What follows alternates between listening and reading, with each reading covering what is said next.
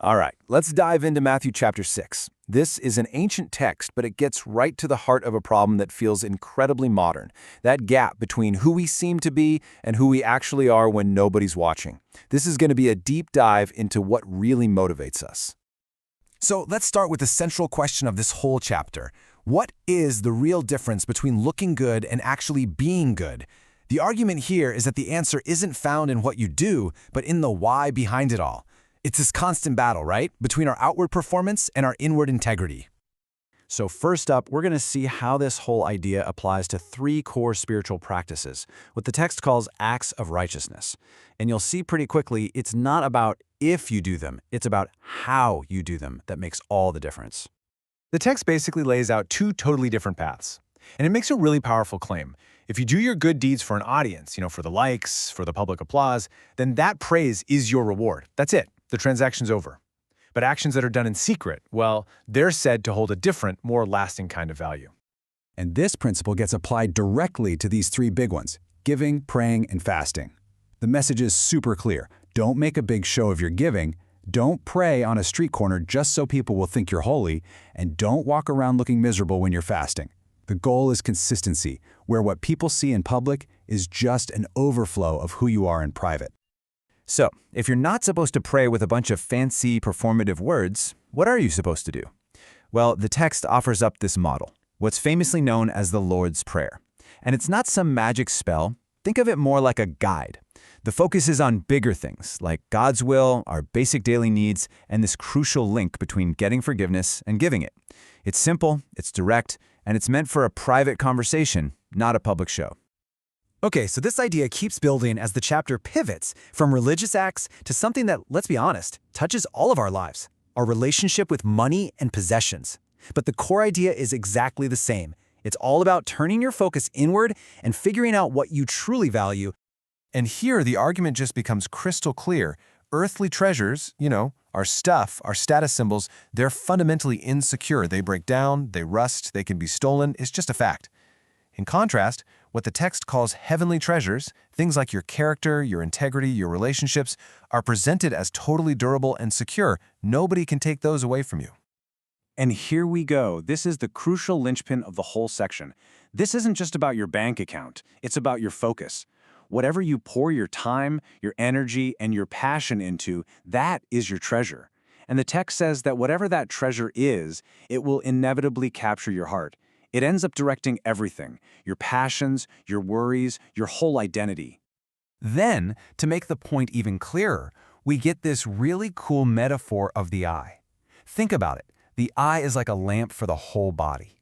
If your vision is clear, if your focus is singular and healthy, your whole life feels full of light. But if your vision is blurry, if your focus is divided, then everything feels dark and confusing. And this is the bottom line. This is the unavoidable conclusion of this whole discussion. It frames everything as a choice of ultimate allegiance. It's not saying money is inherently evil, not at all, but it says the service of money, making it your primary goal, your master, is totally incompatible with serving God. You have to pick one to be your ultimate priority.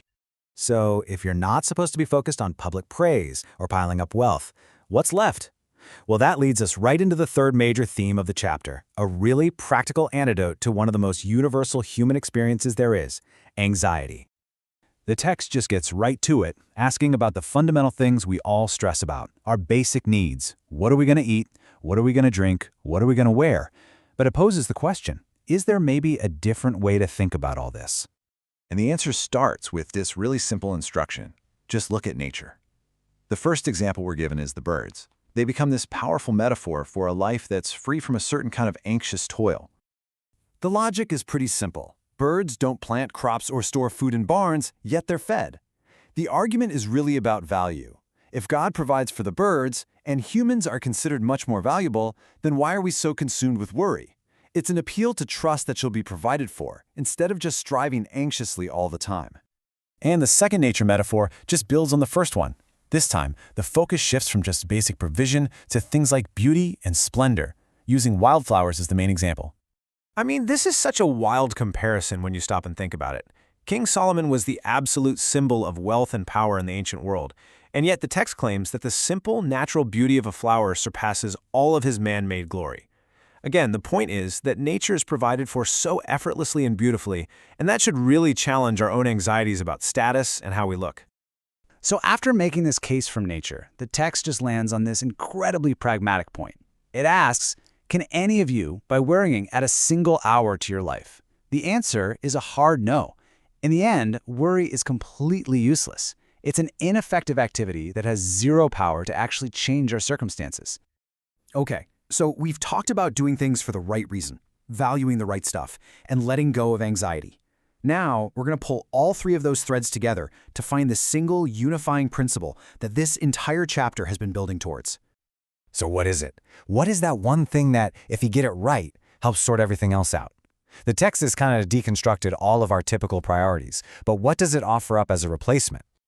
And here it is. This is the climax of the whole chapter, the ultimate reordering of our priorities. Instead of seeking praise or wealth or even just freedom from worry, the instruction is to seek first God's kingdom and His righteousness. The promise is that if you get that primary focus right, all those secondary things, the food, the clothing, the necessities of life, they'll fall into place.